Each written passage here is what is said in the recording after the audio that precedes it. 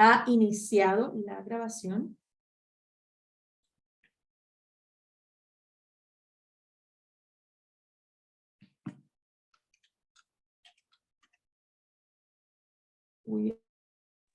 Okay, you should be able to see the globe icon now. All right. Is everyone looking good to go? Cool. Great. So thank you for meeting today. We are going to go over Nourish Colorado's Farm Bill platform. As mentioned in the email, we did already go over the first two sections of the platform quite a while ago. I believe it was in 2022. So I'll give a brief overview of the whole platform in the beginning, and then we'll dive into the last two aspects of the platform after that. So we have four areas of focus for our Farm Bill platform. The first is around SNAP. The second is around local and regional food systems. The third is around nutrition programs for older adults. And the fourth is for values-based procurement. So I'm going to share my screen to show you our platform as I go along. There's a lot more words on the paper that I'll be sharing than we'll actually talk about, but just in case you want to reference as we're going along.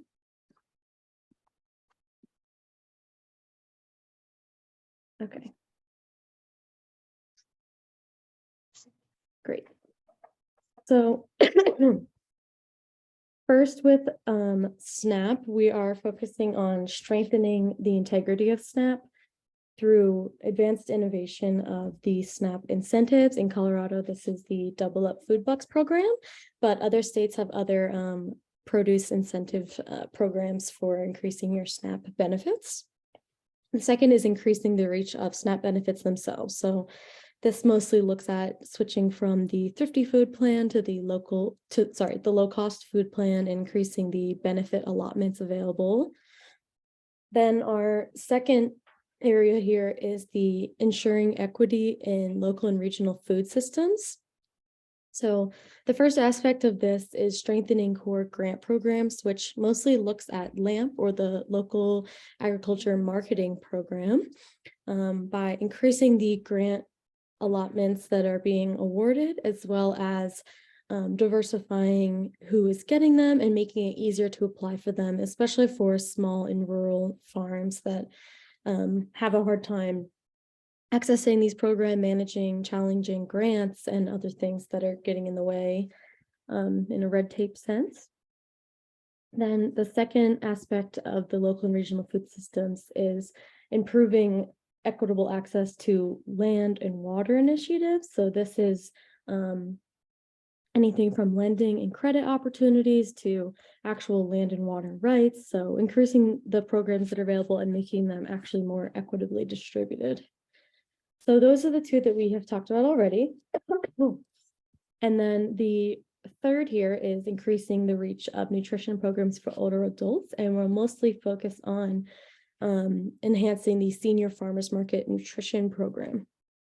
While the fourth is about values-based procurement. So this has two separate parts. The first is allowing for a stronger farm-to-school program, and the second is creating a USDA produce procurement program for public spending on food.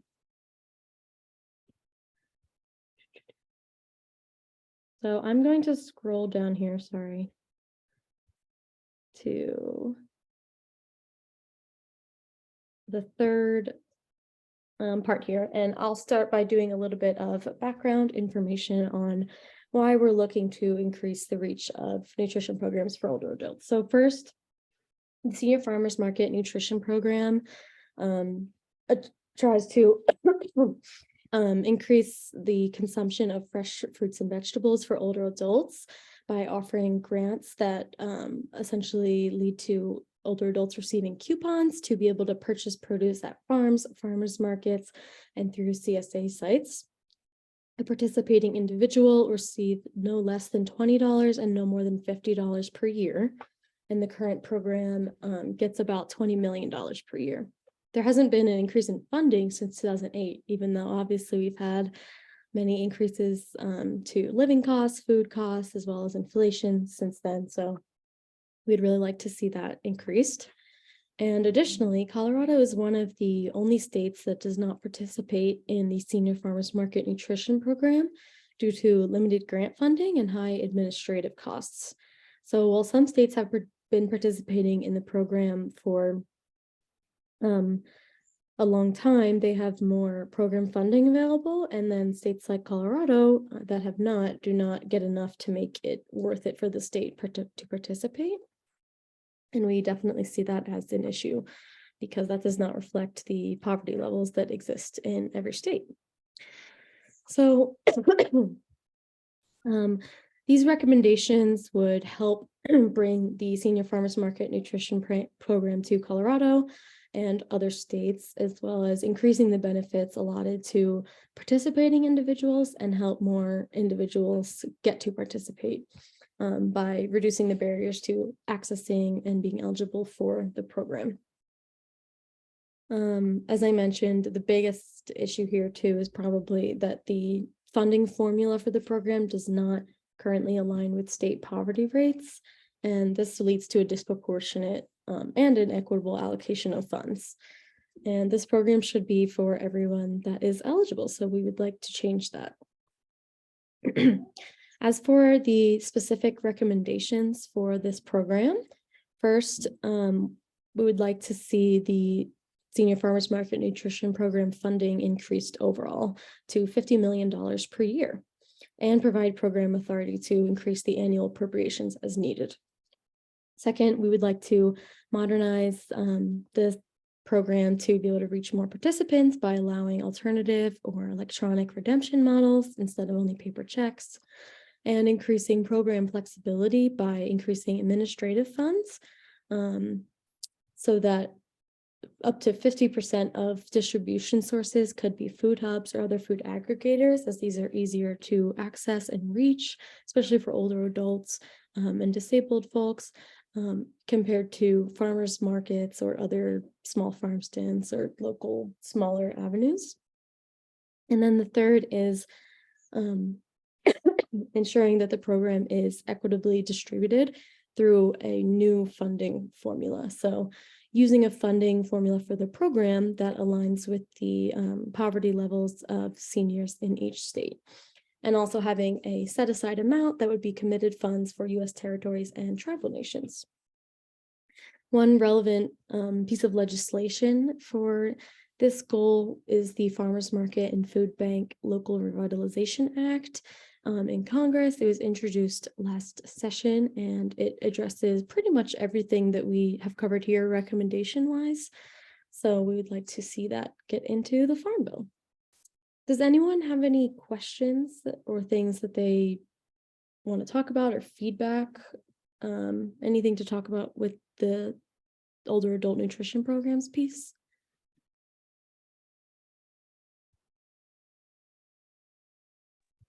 I do. This is Andrea. Hi. Hi. I'm trying to, I'm learning so much, but I'm trying to see the part where you were talking about the $20 to $50 a year. And then now at the point, it seemed like you said you were trying to get $70 per month. Does that is totally separate from the CSA boxes? Is that correct? Yes, so I don't think we have a figure in mind, Wendy, correct me if I'm wrong, but I don't think that I know of $70 is right now what it would come out to, but we're looking to move it to $50 million per year. So I'm not sure what that would be, especially after it was like allocated differently across states. However, aside from the actual amount of money, yes, this would be different than the CSA boxes being provided to older adults. This is only for money that can be used at farmers markets or other local vendors. Yeah, that's, oh, sorry, go ahead, Andrea. Sorry, go ahead. Oh, I'm sorry, Wendy. I'm just trying to picture my own little community here. And I don't think, and I know about this complex for sure. I don't think any of the, have I any idea about this program for them. And then, so since it has to be used at farmers market, and the closest location is for this area, I believe, would be city or the CSA boxes over with Sprout City Farms. So that's kind of where my concern is. And I know I was supposed to be catching up with Kia, trying to get a better understanding. Sorry, I haven't slowed down since I got since January. But that's just I'm just puzzled, because if they have to go to farmers market, and I just try to want everybody to try to picture how that looks like for a senior who maybe no longer drive. And if they used, I don't think Medicare will pay with the taxi thing. I could be wrong. I have to look into it. For they pay $12, but it's so hard for them to get a taxi to come because they know it's a flat rate, and then they could be making more money. So I'm just was trying to look at those boxes like that, or I'm puzzled. That's all for this community. Mhm. Yeah. Is that, Becca, is that okay if I jump in? Yeah, go It's ahead. Wendy. Sorry. Sorry, I'm on the phone participating because my computer is recording. So hi, everybody. It's Wendy. So a couple of things, Andrea, and I'm so glad you brought this up. So back to the first question too, about like the $70 issue. Becca is correct. That would be up to the state to determine what would be like the minimum and maximum monthly allotment. But the point being, if we were able to at least double the amount of money available for this program in the country, that then states at least have the option to drastically increase that monthly allotment. So whereas now it's like, I forget, but you said it, $20 to $30 or something like that. If we went from a $20 million a year program to at least a $50 million a year program, at least it gives states the flexibility to decide, hey, we want people to get $100 a month, but only for 3 months. Or actually, we want households to be able to get $50 a month, but for 6 months. It just, at least it's enough money that gives states more power to determine what the monthly allocation would be. So a couple other things too is that, one, I just think this is a really funny factoid around this program, Senior Farmers Market Nutrition Program, is that when you go to the USDA website, it says, this program is available in 57 states. Which means that it's available in almost every single state, including some of the territories, probably Puerto Rico, probably Guam, probably DC, and then probably some sovereign tribal nations. But that also tells you, wow, Colorado is like stands alone, right? Is not participating in this program. And then to your really good point, Andrea, about how the real challenges of having a farmers market program in this and our Farm Bill platform and our work with legislators is what we got written into our specific requests is that up to 50% of Senior Farmers Market Nutrition Program dollars could be spent on a flexible, like aggregated distribution type model. So it could be spent on a CSA or a produce box delivery. It could be spent on any sort of local food direct market, and it does not have to be farmers markets. It was very important to our farmers market partners that at least some of those funds stay just for farmers markets. So that was like a political battle we weren't going to win to make them all flexible. But like going halvesies has gone over really well so far. So at least half the dollars can use for any sort of distribution model. And we're also asking for increased administrative costs. So the state can run it so that part of what you could charge for includes things like home delivery. So Still probably not enough money, but we're trying to write those things into the request. Sorry, that was a lot. Please tell me if I like answered the question or what else we should be thinking about. Because this is the kind of stuff we want to know. Like, what do we really want to make sure we want to say in here? This is perfect.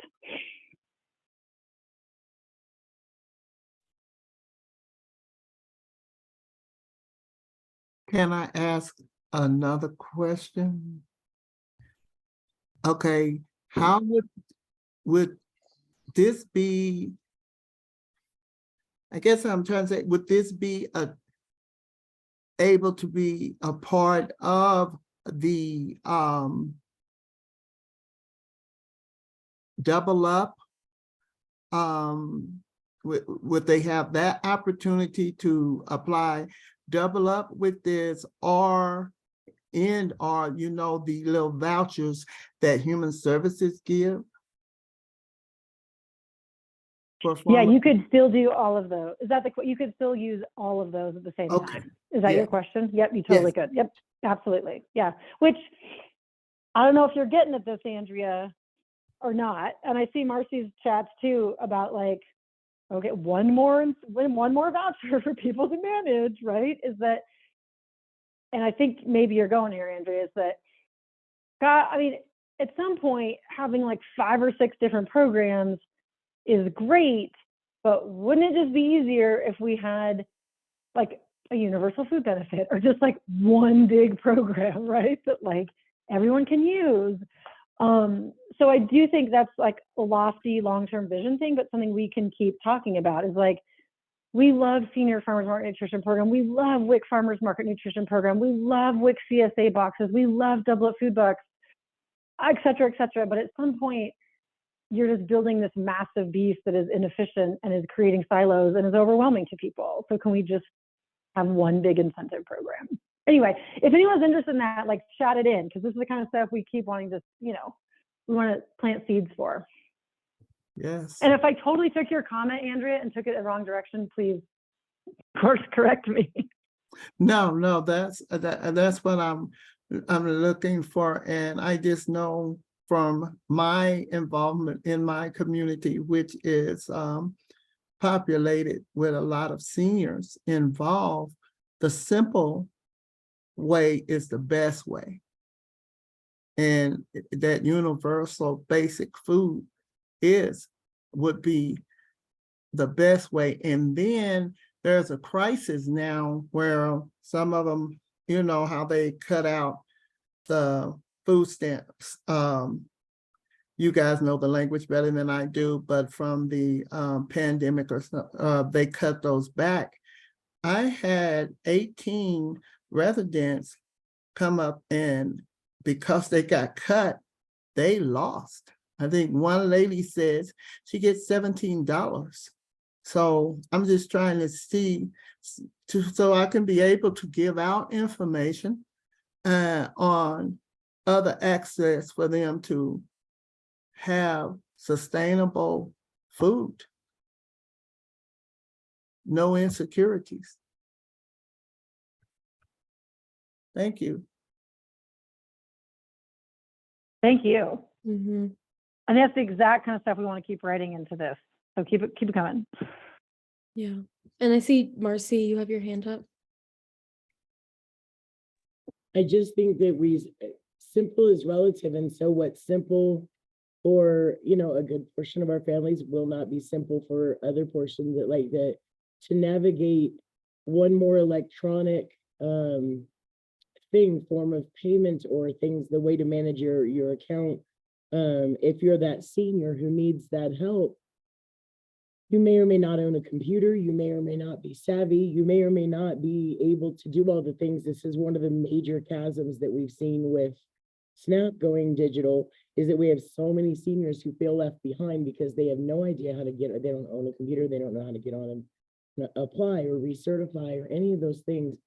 And so from an administrative standpoint, I manage 4 different script at our farmers market, and this would be 5. I'm absolutely willing to do it. Don't know if we'll find the hours in the week. But simple is relative, and I think that as we're trying to consider how to help care for our seniors, for our older adults, we've got to consider that what is simple administratively is not simple for them sometimes. It's confusing and overwhelming, and we need to address that in the process as well.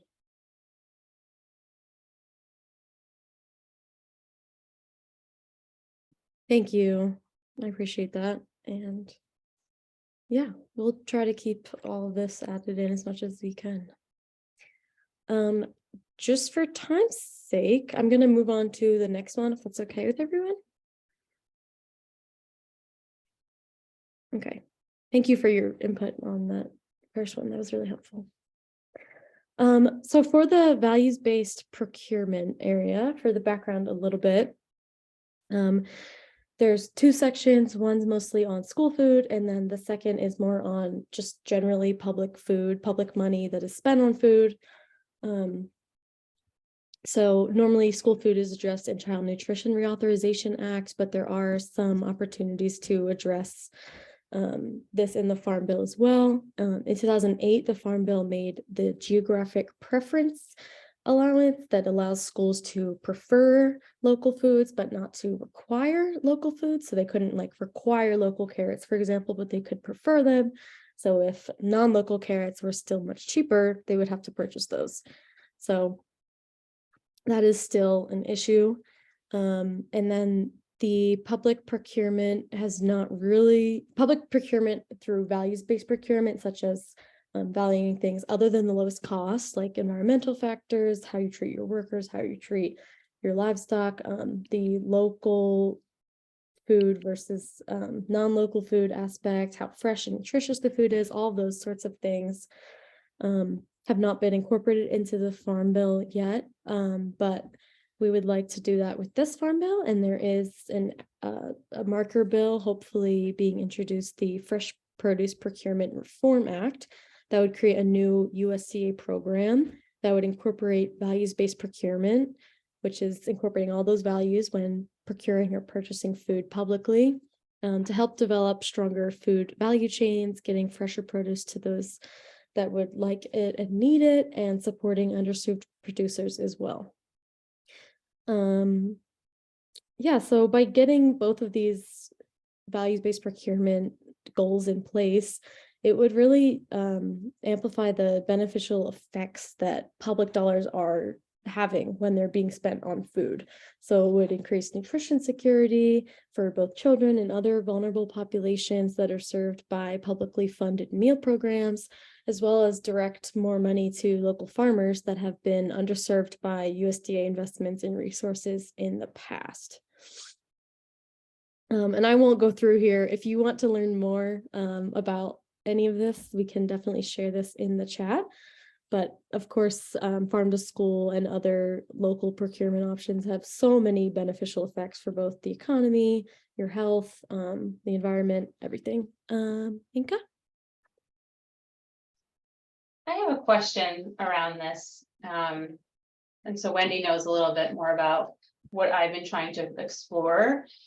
But one of the questions I have specific to Colorado, and so I know this, the Farm Bill is for the national, but in terms of Colorado specifically, purchasing food by Colorado public institutions outside of schools, like we've got schools, you know, covered with Prop FF and Healthy Meals for All and the local procurement piece. But what about other public institutions? Can you give me a few examples, or what would this work look like outside of schools, like other public institutions? You or anyone on this call? Yeah. Yeah, do you want me to jump in? Yeah. Oh, go, Becca, go. Me? Okay. Yeah. So just to like briefly discuss what we would like to see, especially with this USDA procurement program, it would be using different guidelines, not just lowest price, to help with purchasing foods for public hospitals or any other. I'm trying to think of, Mandy, maybe you should explain what are like, No, it's a great question. It's USDA, a lot of them are usually like USDA commodity programs. So this could include TFAP, the Emergency Food Assistance Program. So public dollars that are spent to purchase food that typically is distributed through food banks to food pantries. And the Farmers to Families Food Box program that was created in the pandemic, that is all public dollars. And again, that was primarily charitable food, right? It was primarily food that was bought from farmers and then distributed through food banks. But not only, a lot of that was public dollars and then was used to purchase food that was distributed through like Boys and Girls Clubs and other, you know, senior centers and other places. All of the older adult meal programs, commodity food supplemental food program, which again is primarily shelf-stable foods, but for older adults. There's a few examples like that that are public dollars buying food outside of just like school food and kind of the typical ones that we think about. Does that answer your question though? Yeah, it does. It's helpful. And Go ahead. yeah. Well, the big one, LFPA, the Local Food Purchasing Assistance Program, which again is a pandemic creation, operated through our State Department of Human Services, that originally was like food through, say, like food banks, that is now really, really expanded. We just got an LFPA grant to buy CSA boxes for like WIC mamas, for example. Do you know what I mean? They're like, it's Right. really, but it has public dollars. Yeah. Does that help? Yeah, I'm just trying Great to like question. narrow in like what state agencies are really procuring outside of CDE. Where state agencies are purchasing foods, like public institutions, even maybe at a local level. I'm just trying to dig deeper into that sort of activity that you helped me write. So to get a little bit of better understanding. And it really feels like a lot of this is coming out of CDHS. Some of the big programs right now are some of the big that are definitely sort of feeding the charitable food system are definitely through CDHS. Okay.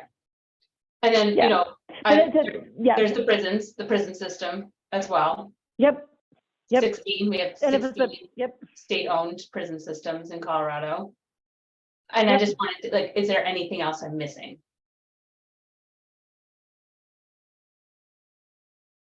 You know, I don't think so off the top of my head, but I think the other thing that I think is important about this is the model that it sets.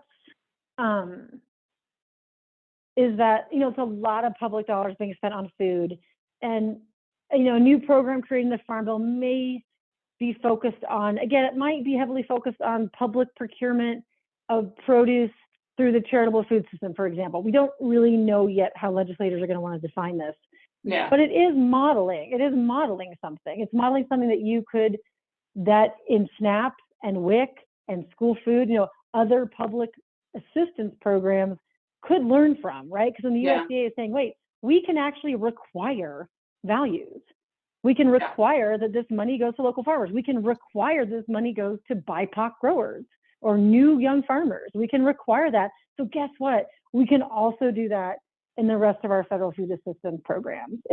So maybe that's my rose-colored glasses view, but it's like a start for the federal government to start modeling what they could do everywhere. Thank you.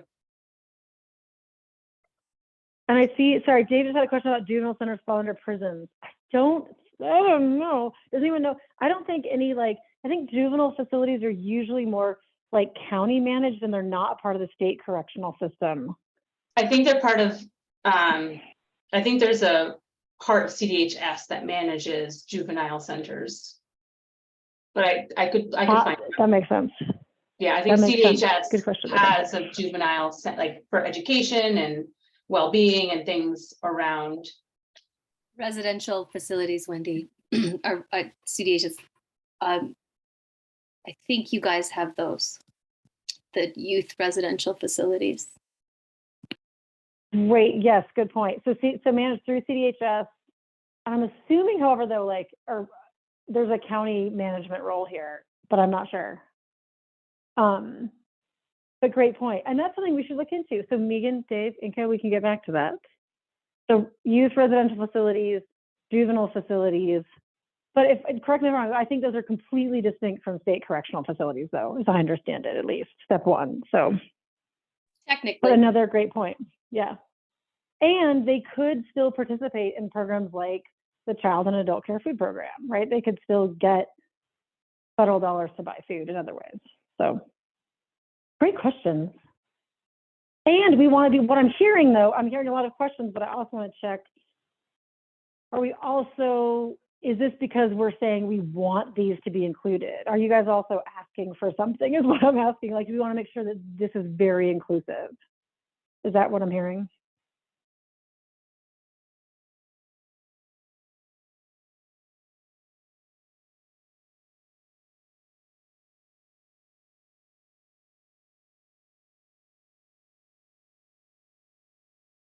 I'm just going to roll with that. This is good. I hear feedback in these questions, and I also see Karime's question, and I can answer that, is that, and I'm assuming it's being interpreted, is that there are, the answer, and please someone correct me if I'm wrong, is that amidst all of these programs, there's actually a big mix about what is really available for immigrant-based households and households with different residency status.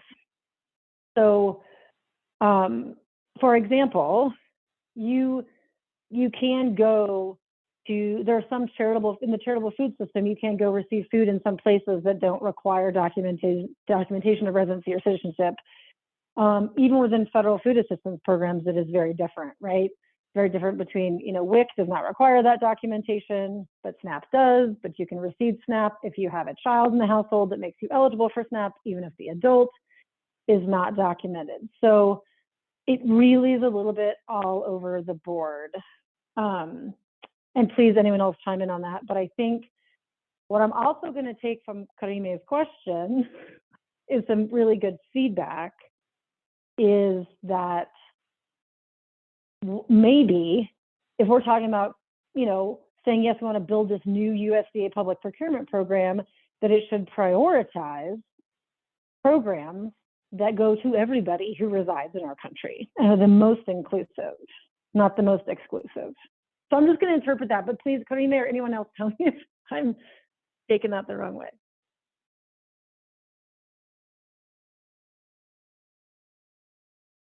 And I see too that Karime put something in the chat.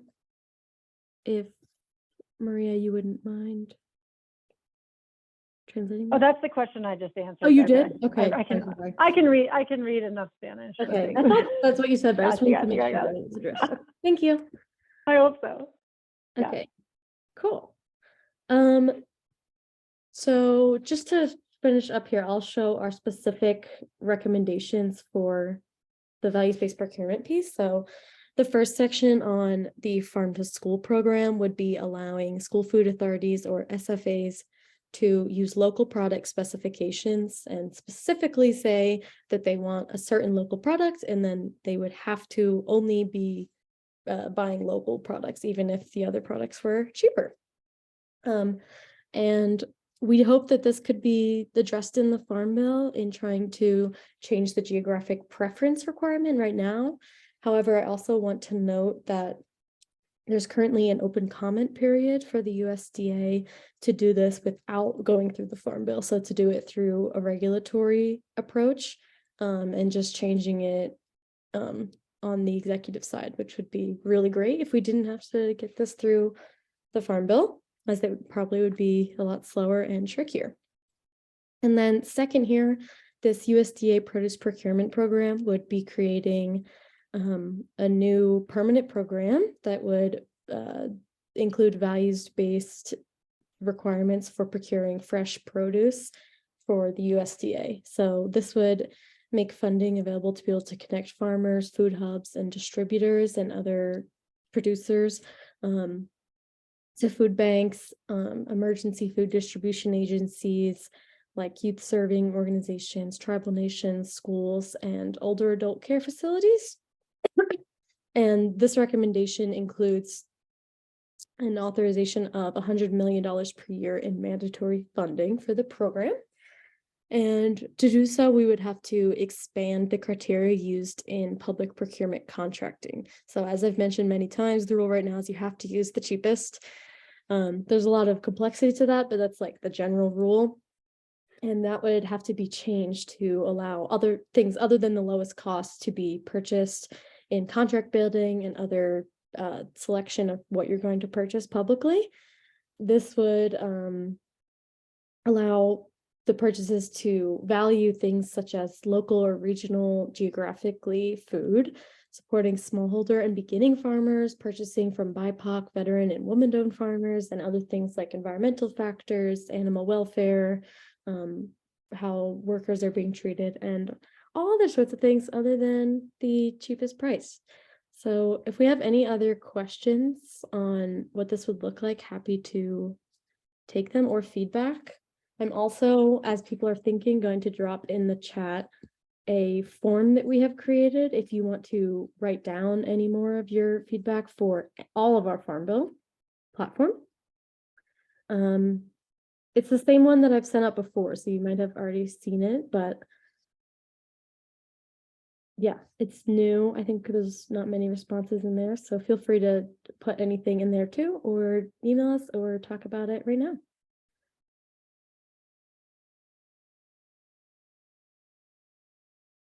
I'm just here to say you guys are badasses, and your platform is more comprehensive, compassionate, and dignified than most of the national organizations' platforms. So again, just thank you for being so thorough, so thoughtful, and thinking about how this is going to reach across sectors, not just from the people eating the food and raising the food, but like everything in between. So thank you for being so thoughtful here.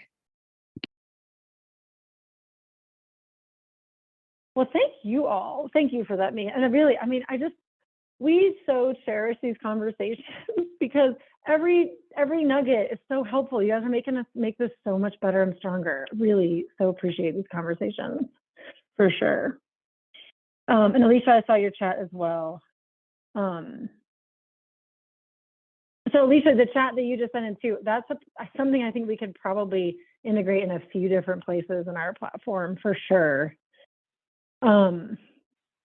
And does remind me, Becca, for those who, I know we're like past our half an hour already too, but for those who can't stay on, I do have a question request about some of the local food marker bill pieces that are coming up. But anyway, Becca, sorry, I'll let you wrap up this conversation before I ask my next question. No, you can go ahead and take it away, honestly, but let me know if you have any questions, anyone, about the link that I chatted into the form or the platform in general. You should have access to it now. And yeah, thanks for doing that, Wendy. Sorry. Yeah, I love it.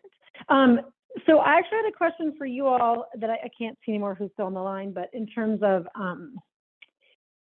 mobilizing around some of the equity in the local food system piece, part of the Farm Bill platform. But before I do that, were there just any other comments, questions, requests, suggestions on any of the pieces that Becca just shared before I move on?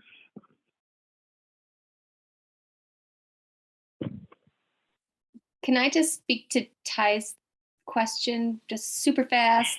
Some of those chemical additive things end up in the FDA, unfortunately. But I don't see why there couldn't be crossover if we were creative about the language. But normally it's regulated in the FDA, which is just this floating organization. It's like the Chinese spy balloon of the United States government. It is so true that the FDA is so hard to crack. It's like, who works there? How do you talk to them? I have never figured it out. But I missed Ty's question, but it sounds like it was a great one. Just asking about Thank you, chemical Megan. additive, piece that we've been banging our heads against forever, right? That everyone's like, go talk to the FDA. It's like, go talk to the Wizard of Oz about not having exactly. poison in our food. Who are these people? Yes. I'm gonna make a plug here. So our side note plug, Ty, to your great question. Some of you have heard us talk about our organization's approach, at least to school food, around something that gets to this issue. So side note, I know we've kind of been talking about this on and off for years, but led by Chef Jess on our team, has written what I think is an incredible proposal to the USDA to move how we credit, which is basically how we reimburse school meals, right, with federal dollars, how we say it's a creditable meal, quote unquote, that gets federal reimbursement, is that to move away from all these focus on micronutrients, like how much sodium is in there or what have you, to just a whole food system. So you just look at what a school food purchases and you credit them based on looking at their purchasing inventory. Like, oh, they bought 50% raw food ingredients. They're good, right? Because if you buy raw proteins and raw produce, like you don't have to worry about all the other stuff. You don't have to count all your micronutrients because everything is naturally occurring and there are no additives. And obviously you're going to add in flavors and things like that when you do your cooking, but then you're cooking from scratch. So anyway, if anyone, side note, ever wants to hear more about our school meal crediting proposal, we continue to try to move it forward, the USDA.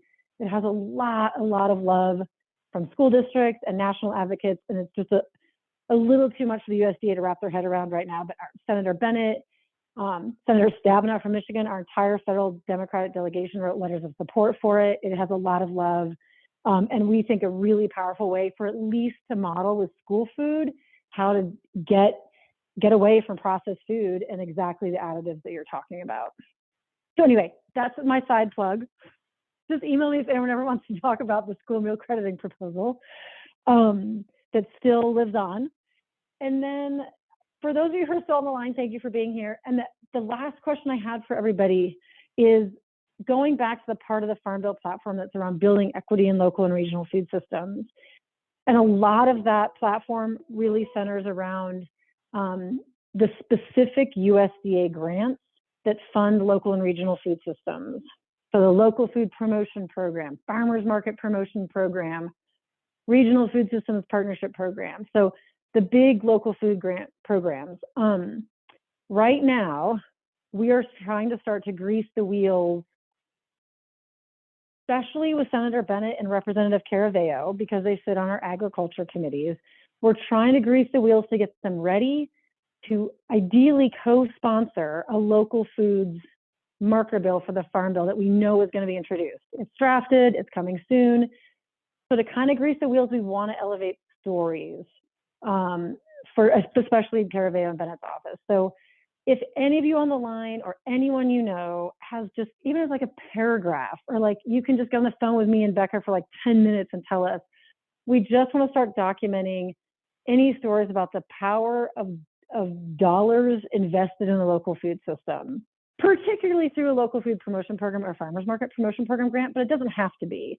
It can just be a story about like the power of coordinating around local food at the local level. And you can also talk about challenges like, hey, organizing and collaborating and opening up local food markets is so powerful for us, but hell no, we've never applied for an LFPP because it's too hard. Like, I don't know capacity to apply for that federal grant. It's impossible. Like, that is also stories that we want to hear and capture. So that's my kind of last side plug question is if anyone has any available interest, please reach out to me or Becca. We'd love to start capturing some stories from anyone around the state. And I hope that made sense. Please ask me any questions.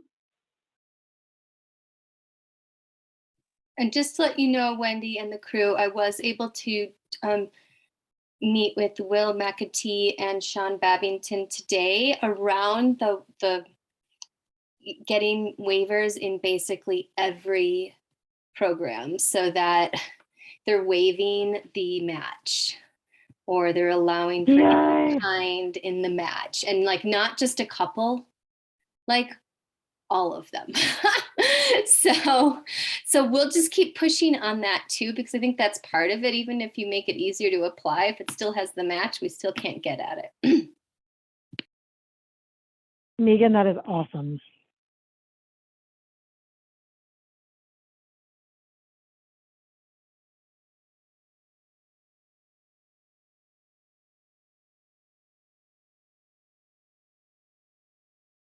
So thank you. Everyone who's pushing for that, thank you. And thank you, me. And anyone else, like I said, if you have any sort of stories, testimony, anything to share, please reach out to me and Becca. And we'd love to help elevate your story and grease the wheels for a local foods marker bill for the Farm Bill.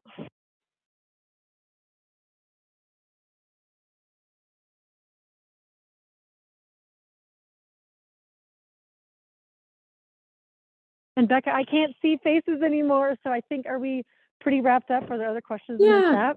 It seems like people are ready to go, but if you have anything else, just feel free to reach out. Thank you everyone for being here. Will do. Thank you. Let's take care. Bye. Thank you.